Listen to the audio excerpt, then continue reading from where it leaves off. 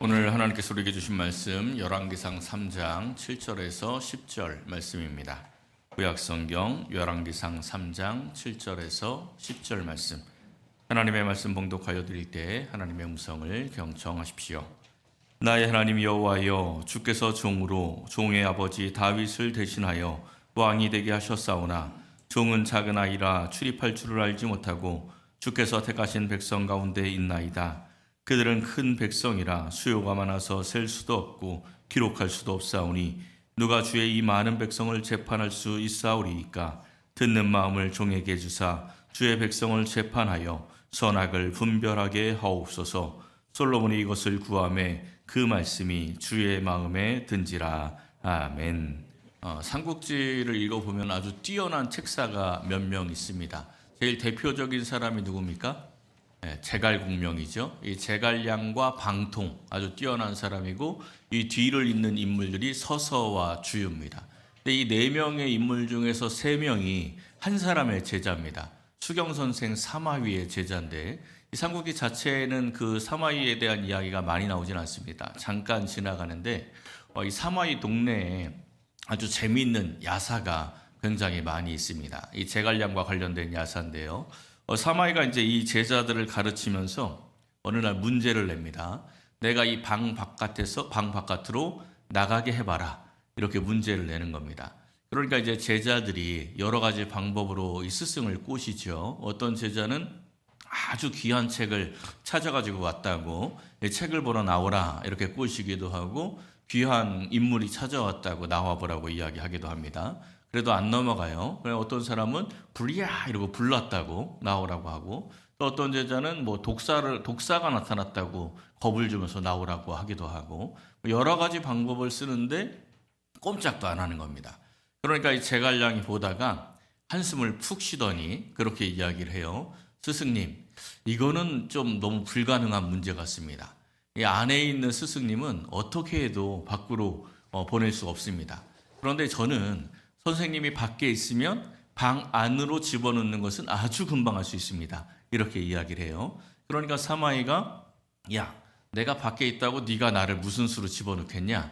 그러면 말도 안 된다. 이랬더니 제갈량은 아니라고, 아주 금방 넣을 수 있다. 이렇게 몇 번 이야기를 하다가 지금이라도 나와 보시라고 내가 바로 보여드리겠다고. 다 제갈공명 수준이시네. 눈치를 다 챘어요. 그런데 이 사마이는 눈치를 못 채고, 그럼 어디 한번 해봐. 그리고 밖으로 딱 나오니까 제갈량이 뭐라 그럽니까? 나오셨네 이러는 거죠. 그리고 나서 이제 그 다음에 또 한 번 문제를 냅니다. 이번에는 제자들을 방 안에 다 집어넣어 놓고 여기서 너희들이 나가는 게 문제다. 이제 이렇게 문제를 내는 거예요. 이번에는 제갈량이 문제를 듣자마자 화를 버럭 내면서 스승한테 막 화를 내는 거예요. 야, 이 늙은이야! 이러면서 소리를 지르면서 욕을 합니다. 수경 선생이라고 소문 듣고 왔는데 매 쓰잘데기 없는 질문만 내고 내 돈 아까워서 더 이상 교육 못 받겠다. 학비 돌려줘, 나 가게. 이러면서 막 소리를 지릅니다. 그랬더니 사마이가 승질이 나가지고 누가 저놈을 끌어내라! 이러니까 옆에 있던 방통과 서서가 얼른 일어나가지고 스승님 죄송합니다. 저희들이 끌어내겠습니다. 하고 끌고 밖으로 나가는 거죠. 그러니까 이제 밖에 나가서 마당에서 제갈공명이 절을 하면서 나왔네요 이러는 거죠. 2명이나 데리고 나왔네 이러는 겁니다. 그때 이 사마이가 껄껄 웃으면서 네가 나를 이겼다 이렇게 이야기했다는 이야기입니다. 삼국지에 나오는 이야기는 아니고 그 동네 전설의 고향에 나오는 그런 이야기입니다. 이 삼국지 초반에 이 사마이가 유비를 만나는 장면이 있습니다.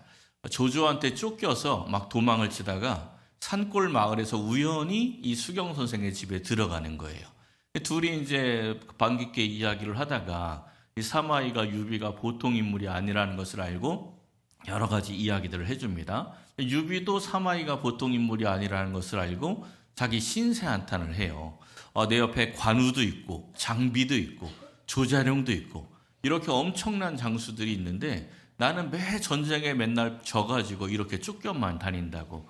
그리고 신세 한탄을 했더니 그때 이 사마이가 아주 유명한 말을 하죠.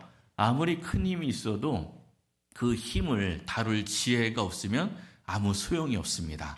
하면서 이 삼국지에 명언을 남깁니다. 와룡과 봉추 둘 중에 하나만 얻어도 천하를 얻을 수 있을 것입니다. 이런 말을 하죠. 이 와룡이 이제 제갈량, 제갈공명이고 봉추가 방통입니다. 나중에 훗날 이 이야기를 교훈 삼아서 유비가 제갈량을 얻어서 이제 크게 성공을 하게 되는 그런 이야기입니다. 이 삼국지를 읽어보면 전쟁의 승패는 그야말로 책사의 지혜에 달려 있지요. 유비가 삼고초려를 통해서 제갈공명을 얻고 나서 승승장구하지 않습니까? 근데 이 전쟁만 지혜에 달려 있는 것이 아닙니다. 인생의 성공도 지혜에 달려 있습니다. 이 세상에서 이 지혜에 따라서 성공을 하기도 하고 실패를 하기도 하죠. 그 사람이 얼마나 무엇을 가지고 있느냐보다 그 사람이 그걸 어떻게 활용할 수 있는 지혜가 있느냐, 여기에 이 승패가 달려 있습니다. 이 세상에서 요구하는 지혜는 상황에 따라 다 다릅니다. 학교에서 공부 1등 하던 애들이 명문대 가서 군입대하고 나서 군대에서는 고문관이 되는 경우가 상당히 많습니다. 학교에서 요구하는 지혜와 군대에서 요구하는 지혜가 다르기 때문이죠. 그러니까 상황에 따른 지혜를 가지고 있을 때 그 사람의 인생은 성공하는 인생이 되는 것입니다. 근데 우리의 신앙도 이와 비슷합니다. 우리 성도의 인생이 믿음 안에서 이 신앙의 승리를 거두고 하나님의 축복을 누리려면 지혜가 필요합니다. 그런데 세상의 지혜가 필요한 것이 아니고 하나님께서 원하시는 영적인 그 지혜가 필요합니다. 오늘 이 말씀이 하나님께서 우리에게 원하시는 영적 지혜가 무엇인지를 우리에게 보여주고 있습니다. 사랑하는 성도 여러분, 오늘 이 말씀을 상고하면서 성도에게 꼭 필요한 영적 지혜를 얻고 승리하는 인생이 되시기를 예수님의 이름으로 간절히 축원합니다. 첫째는 자신을 아는 지혜가 필요합니다. 4절부터의 말씀을 보면요, 이 솔로몬이 기브온 산당에서 일천 번제를 드린 그날 밤에 하나님께서 솔로몬의 꿈에 나타나셔서 말씀을 하십니다. 이 솔로몬이 하나님께서 직접적으로 소통하는 마지막 왕이에요. 그 뒤로는 하나님이 꿈으로도 직접 소통하는 경우가 없습니다. 이 지난주에 살펴본 바와 같이 솔로몬에게는 영적인 틈이 있었습니다. 이 기브온 산당에서 제사를 드리는 것도 솔로몬의 흠이에요. 영적인 틈이라는 거죠. 그럼에도 불구하고 하나님께서 나타나셔서 솔로몬에게 응답하시는 것은 다윗과의 언약을 기억하시고 일방적으로 베푸시는 하나님의 은혜인 것입니다. 하나님께서 말씀하시죠. 내가 내게 무엇을 줄고 너는 구하라. 이런 응답 들으면 얼마나 신나겠어요? 여러분들에게 하나님께서 내가 내게 무엇을 줄고 너는 구하라. 이렇게 말씀하시면 뭐라고 말씀하시겠습니까? 할 말 있으세요? 하나님이 그렇게 딱 말씀하셨는데 하나님이 그렇게 응답하실 줄 몰랐죠. 좀 기다려봐요. 이러면서 생각하면 좀 늦겠지요. 우리들이 각자 원하는 소원이 있을 겁니다. 제가 옛날 그 부장님 개그를 하나 해드릴게요. 자기 꿈을 이루기 위해서 이 소원을 이루기 위해서 여행을 하던 세 사람이 있었대요. 근데 이 세 사람이 같이 여행을 하는데 어느 날 밤에 이 솔로몬에게 하나님이 나타나신 것처럼 하나님께서 나타나셔가지고 내가 너에게 무엇을 줄고 너는 말하라 이러고 말씀하셨답니다. 이제 첫 번째 사람이 이야기를 해요. 저는 왕이 되고 싶습니다. 그랬더니 하나님께서 그래 너 왕해라 해가지고 소원을 들어주셔서 이 사람이 왕이 착 됐어요. 두 번째 사람이 저는 세상에서 인기를 얻고 싶습니다. 스타가 되고 싶어요. 그랬더니 그래 너는 스타가 되어라 해서 스타가 딱 되었대요. 세 번째 사람은 욕심이 좀 많은 사람이라 앞에 사람이 한 사람이 왕이 되고 한 사람은 스타가 되고 이런 걸 보니까 지는 두 개 다 하고 싶은 거예요. 저는 두 개 다 하고 싶습니다. 이랬더니 하나님이 그래 너는 두 개 다 하여라 이랬답니다. 뭐가 됐을까요? 제가 부장님 개그라고 했죠. 스타가 되고 왕, 킹이 되어서 스타킹이 되었다 이런 이야기입니다. 수준이 저랑 비슷하시네요. 이 아재 개그를 좋아하십니다. 스타킹이 되고 끝났대요. 근데 이 유머들이 이런 유머들이 굉장히 많습니다. 이런 유머가 많은 이유가 뭐냐면 탐심으로 망한다라는 것이 세상 사람들도 알고 있다는 거예요. 탐심은 사람을 망하게 한다는 거죠. 성경은 탐심을 뭐라고 말씀합니까? 골로새서 3장에 보면 탐심은 우상 숭배다 이렇게 말씀합니다. 탐심이 왜 우상 숭배가 될까요? 내가 뭔가를 갖고 싶어하는 욕심이 왜 우상 숭배라고 하나님이 말씀하십니까? 알라딘의 요술 램프 아시죠? 요술 램프를 한번 생각해 보세요. 램프를 막 문지르면 거기서 뭐가 튀어나옵니까? 지니가 튀어나와요. 이 지니는요, 능력 있는 요정입니다. 신이에요. 능력 있는 신입니다. 내가 원하는 것들은 다 이루어 줄 만한 힘이 있는 존재가 지니예요. 근데 이 지니가 램프에서 짠 하고 튀어나오면서 뭐라고 말합니까? 지니가 튀어나오면서 첫 번째 하는 말이 뭐예요? 주인님 부르셨습니까? 이렇게 이야기를 하죠. 이 램프의 요정 지니가 사람들의 탐심이 무엇인지, 사람들의 우상 숭배가 무엇인지를 정확하게 보여주는 거예요.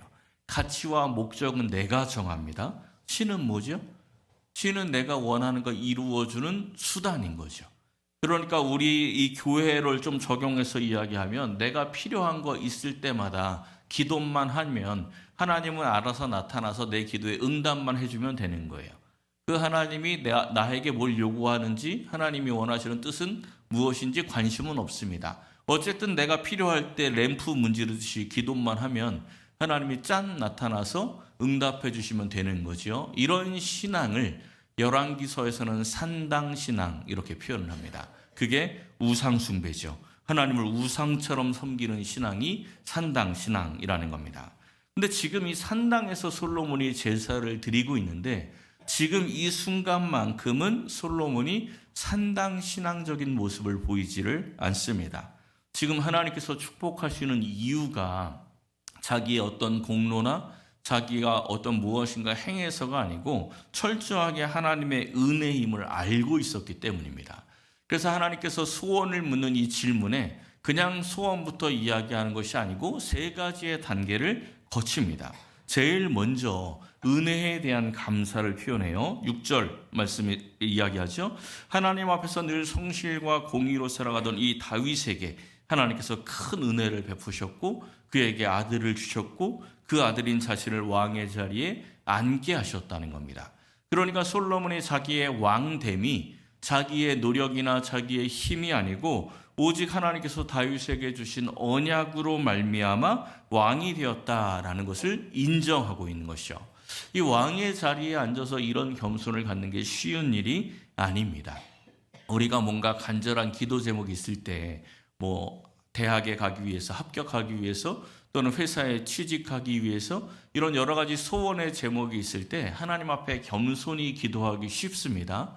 하나님 제가 부족합니다. 하나님 저를 지혜를 주세요. 붙들어 주세요.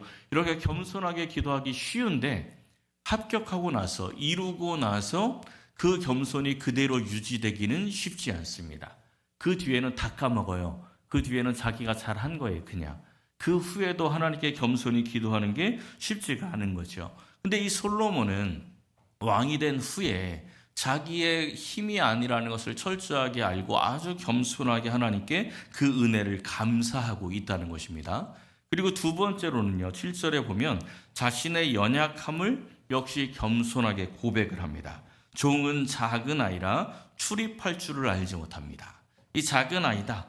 내가 지혜도 없고 경험도 없고 역량도 없고 여러 가지 면에서 부족합니다. 이런 고백을 하는 거죠. 출입할 줄을 알지 못한다라고 이야기를 했는데 이 출입하다라는 이야기는 성경에서 지도자들의 정치 군사적인 역량을 말해요. 신명기에 보면 모세가 자기가 나이가 들어서 더 이상 출입하지 못하겠다 이런 말을 하는 장면이 있거든요.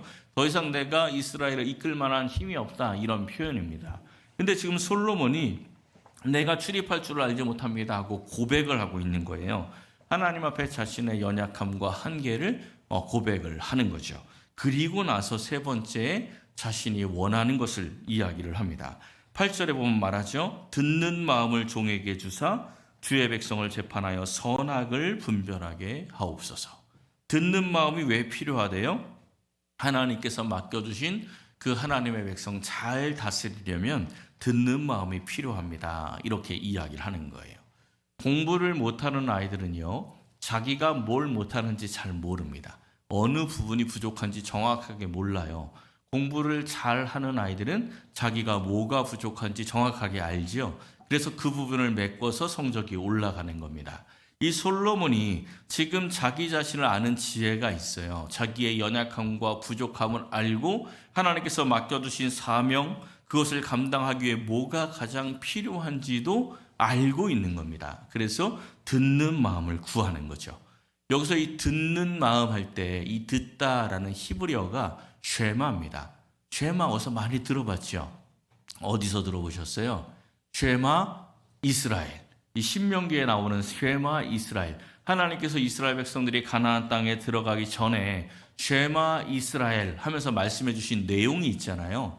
그 쉐마가 아주 중요한 거예요. 하나님께서 그걸 들으라고 하시는 이유는 가나안 땅에 들어서 너희들이 복을 누리며 살려면 이 말씀 들어야 돼 하고 쉐마 이스라엘 이렇게 시작을 한 것입니다. 근데 이스라엘이 가나안 땅에 들어가서 하나님의 말씀 들으며 살아갔습니까?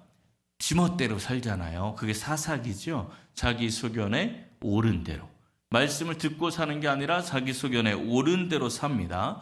하나님이 이스라엘아 들어라, 제발 좀 들어라 이러면서 시작을 했는데 드디어 하나님 듣겠습니다 하는 사람이 튀어나온 거예요. 그게 누구라고요? 솔로몬.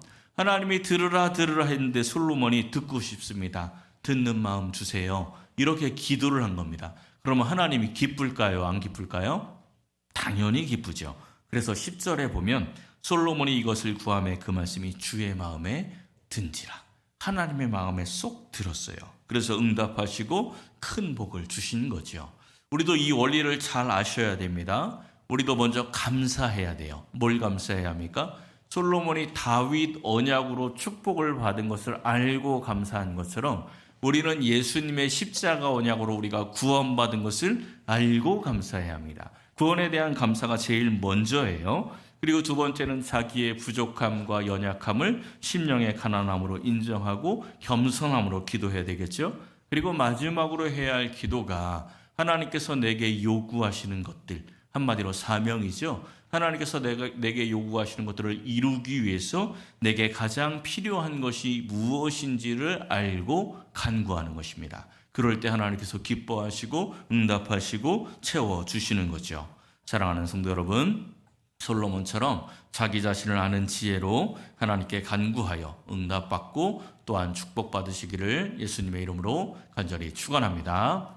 두 번째는 축복을 유지하는 지혜가 필요합니다. 11절에 보면요, 하나님께서 뭐라고 말씀하셨어요? 내가 이것을 구하도다.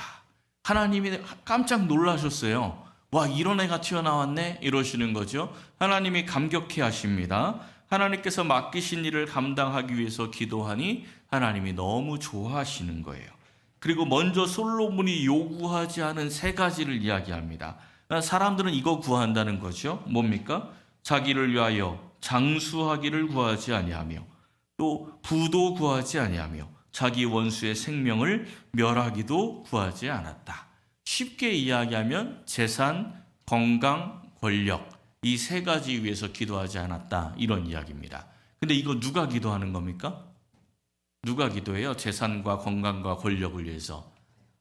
뭘 아닌 척 하십니까? 우리 기도 제목이 이거잖아요. 우리가 맨날 기도하는 게 재산, 건강, 권력이잖아요. 다 표현만 다를 뿐이지 우리 기도 제목이 재산, 건강, 권력 주세요. 이게 우리 기도 제목 아닙니까? 근데 솔로몬은 그 기도 안 했다는 겁니다. 그 기도 안 하고 듣는 마음을 구했대요.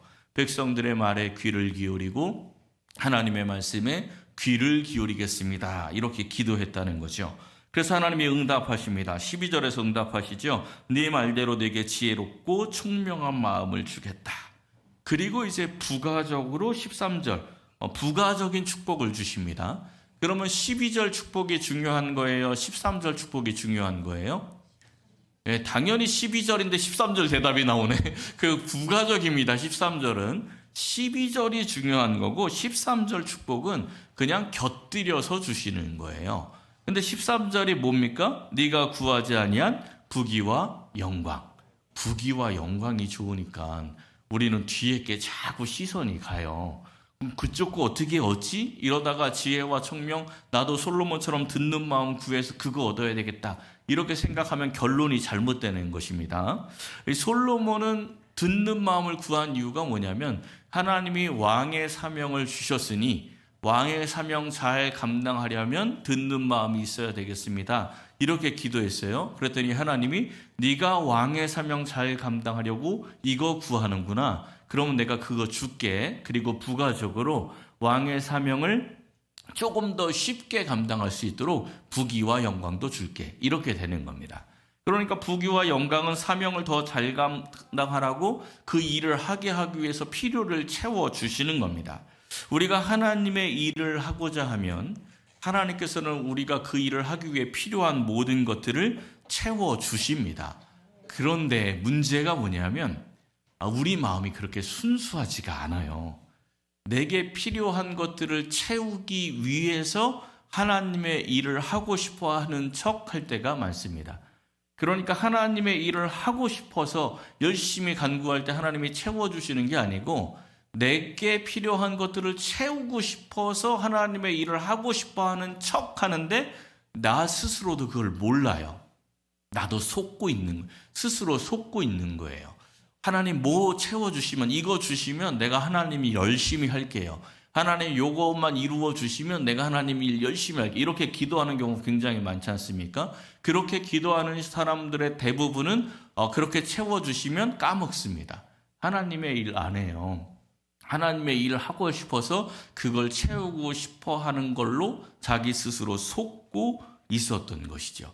여기 속으면 안 됩니다.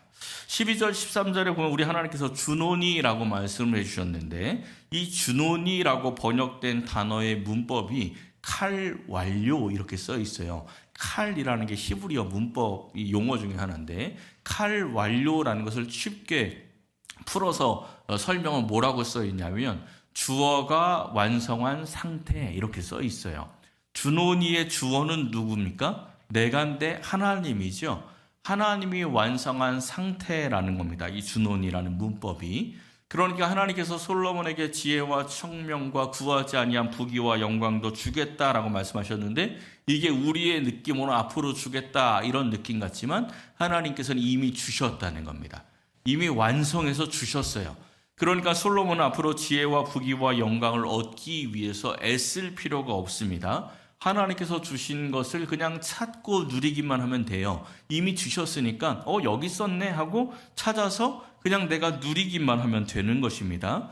그리고 이 축복을 찾고 누리며 유지할 수 있는 방법도 하나님이 말씀해 주십니다. 14절에 보면 나와 있죠.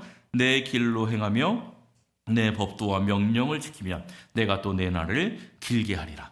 열왕기 시작한 지 얼마 안 됐는데 우리 자꾸 보는 말씀이죠. 이 말씀이 이 조건이 솔로몬에게 열왕기상 6장에서 한 번 더 말씀하십니다. 좀 더 자세해져요. 좀 더 자세해지고 성전을 완공한 열왕기상 9장에 가서는 더 길게 말씀을 해주십니다.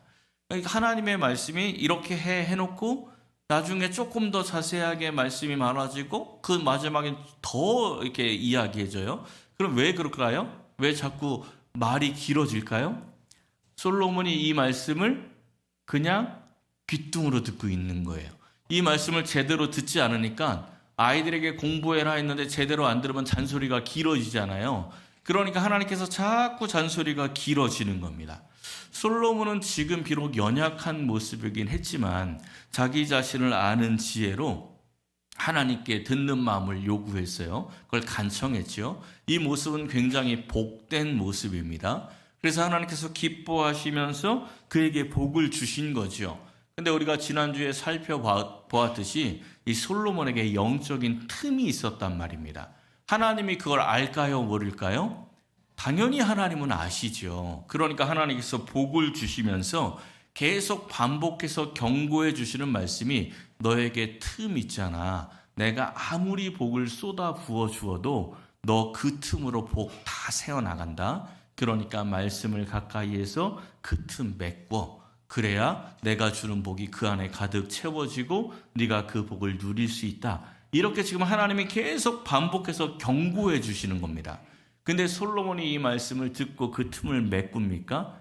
메꾸지 못하죠. 그래서 열왕기상 11장에 가서는 이런 말씀이 나옵니다. 하나님이 솔로몬에게 말씀하시는 거예요. 내가 내 언약과 내가 내게 명령한 법도를 지키지 아니하였으니 내가 너한테 얼마나 잔소리했니? 근데 왜 안 지켰니? 내가 반드시 이 나라를 내게서 빼앗아 내 신하에게 주리라. 그 틈이 결국은 갈라져서 하나님이 주신 복이 다 쏟아져 버리고 말았다는 것입니다. 축복을 유지하는 지혜가 없으니까 아무리 놀라운 축복을 쏟아 부어 주어도 유지가 안 되는 거예요. 다 잃어버리는 거죠. 우리는 축복을 유지하는 지혜가 있어야 합니다. 이 기라성 같은 영적인 거장들이 말년에 넘어지는 경우들이 종종 있습니다.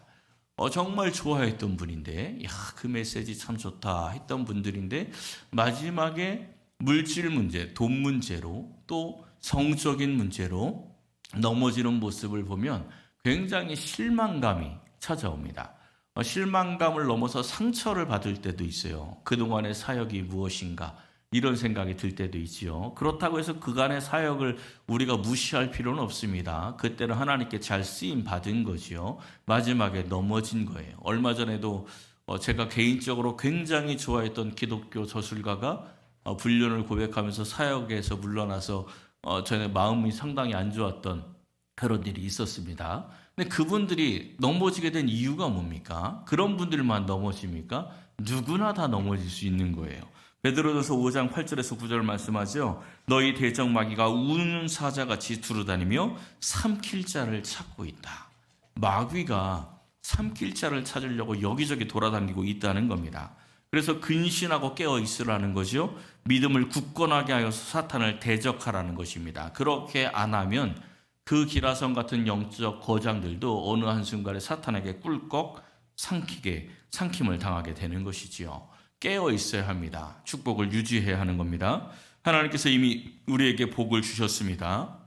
그런데 우리가 깨어 있지 못하고 하나님과 관계없이 살면 그 틈으로 하나님 주신 복이 다 새어나가는 겁니다. 말씀으로 그 틈을 메꾸십시오. 그러면 그 복이 점점 채워져서 흘러 넘치게 될 것입니다. 사랑하는 성도 여러분, 말씀과 가까이 하며 성령의 음성에 순종하여서 하나님 주신 축복을 채우고 흘러 넘치게 하며 또한 유지하시기를 예수님의 이름으로 간절히 축원합니다. 마지막 세 번째는 하나님의 마음을 아는 지혜가 필요합니다. 이 16절부터의 말씀이 솔로몬의 명재판입니다. 세상 사람들도 다 아는 이야기죠. 하나님이 주신 그 지혜롭고 총명한 마음, 그걸 받고 직후에 일어난 일입니다. 하나님의 지혜가 무엇인지를 보여주는 말씀이죠. 16절부터의 말씀을 보시면요. 그때라고 시작합니다. 하나님께서 지혜를 주신 그때 한 집에 사는 창기 두 여인이 왕을 찾아옵니다. 그리고 한 아이를 두고 서로 자기 아들이라고 주장을 해요. 이 두 여인이 각기 3일을 간격으로 두고 아들을 낳습니다. 근데 한 여인이 밤중에 잠을 자다가 뒤척거리다가 자기 몸으로 아이를 눌러서 죽인 거예요. 근데 이 여인이 이상한 짓을 해요. 자기 죽은 아이를 살아있는 다른 여인의 아이와 바꿔치기를 한 겁니다. 다른 여인이 아침에 일어나서 젖을 주려고 아이를 안았다가 아이가 죽은 것을 발견하고 깜짝 놀랍니다. 그런데 자세히 보니까 자기 아이가 아닌 거예요. 그리고 이때부터 이제 두 여인이 싸우는 겁니다. 죽은 아이가 너 아이고 살아있는 아이가 내 아이다. 이러고 싸우는 거죠. 근데 사흘 간격이니까 나이로 구분이 안 됩니다. 그리고 두 여인이 창기예요. 아버지가 누군지 모릅니다. 아버지로도 구분이 안 되죠. 그리고 이 사건이 일어났을 때 집에 아무도 없었습니다. 둘만 있었어요.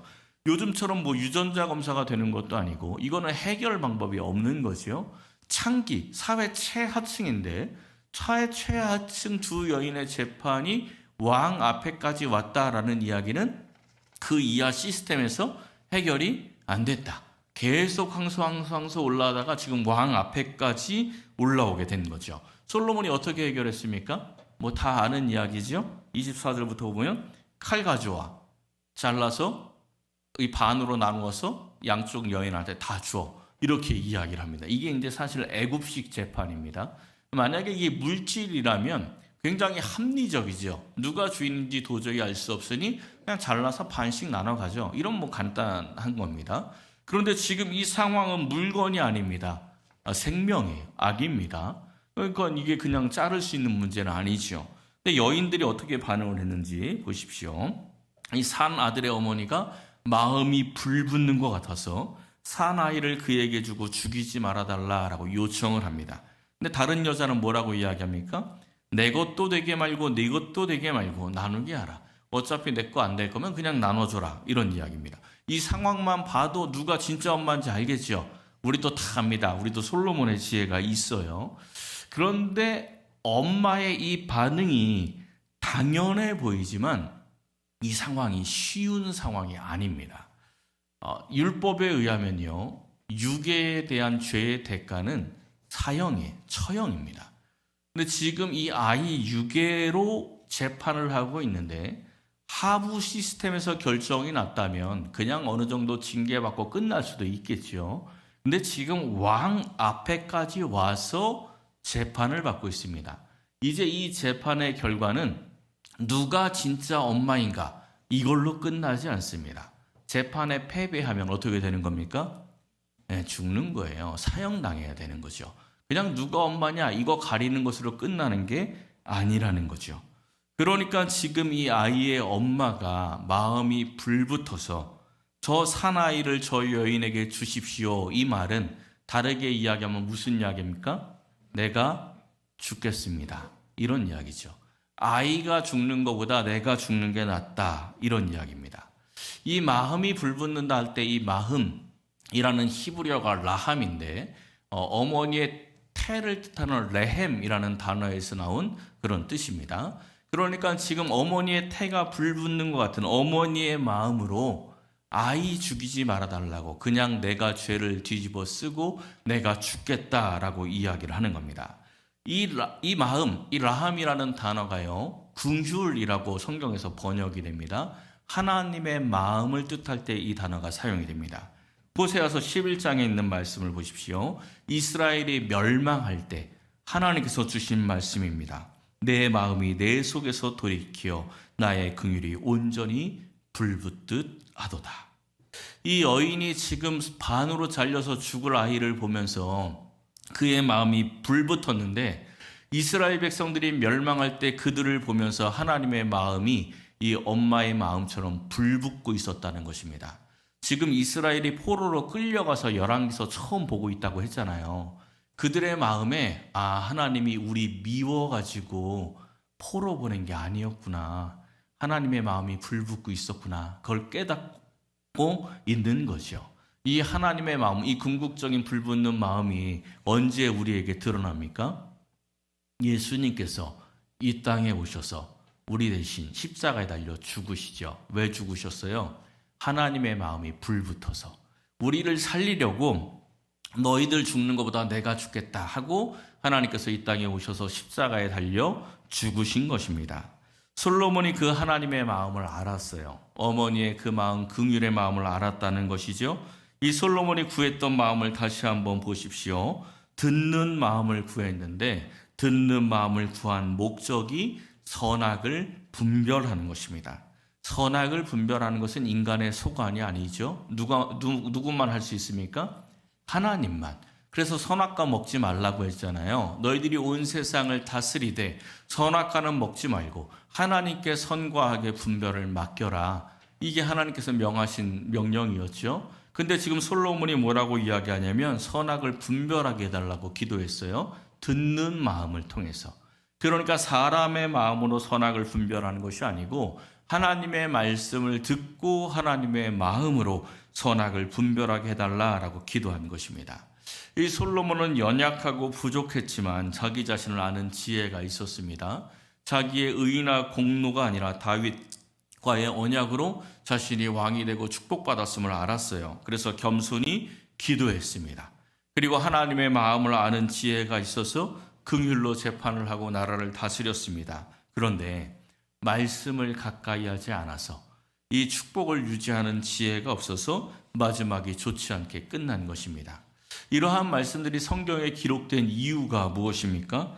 고린도전서 10장에서 말씀하죠. 그들에게 일어난 이런 일은 본보기가 되고 말세를 만난 우리를 깨우치기 위해서 기록되었다. 이 솔로몬의 이야기는 우리의 본보기가 되고 우리를 깨우치기 위해서 기록된 것입니다. 솔로몬의 이야기를 보면서 듣는 마음 구하면 부귀와 영광을 얻는구나. 이렇게 결론을 내리면 본보기가 된 게 아닙니다. 잘못된 결론을 내리는 거죠. 솔로몬이 왜 무너졌는지를 보고 그걸 본보기로 삼아야 하는 겁니다. 사랑하는 성도 여러분, 이 솔로몬을 본보기 삼아서 말씀을 가까이 하여 축복을 유지하는 지혜를 얻고 삶의 모든 자리에서 하나님의 은혜와 축복을 놓치지 않고 채우고 유지하는, 또한 누리는 복된 인생이 되시기를 예수님의 이름으로 간절히 축원합니다.